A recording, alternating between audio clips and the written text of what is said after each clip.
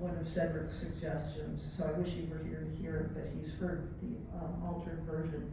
And this is to go with a quilt, which, again, you'll need to look at.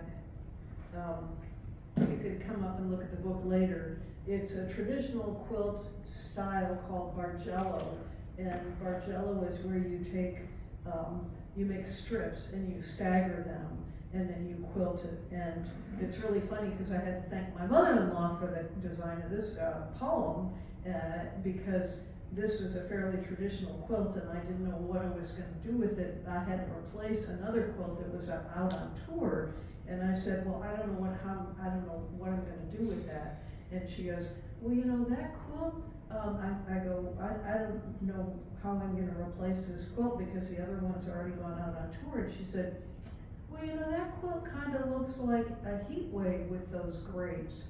And I said, oh my God, you've got it, global warming. So, this quilt, the Bargello, and then I wrote a poem about viticulture during global warming. Rising heat index affects the harvest. Some vineyards, blessed by heat in times past, now scorched by high temperatures, have withered vines and low harvest. Other vineyards, newly planted with vines that were judged too cool to plant in the past, have sprouts that appear most promising. Vintners chortle with glee with the thought of a first varietal harvest, a first new wine. Almanacs cast aside, scratching heads, vintners consult new oracles, try new varieties in each field. Almost a third of all vineyards on earth swelter and sway with global warming trends.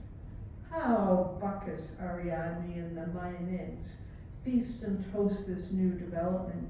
Tipsy in their global firmament, they celebrate the resilience of mere mortals who carry on godly traditions of wine, women, and songs in spite of the challenges caused by mortal flaws.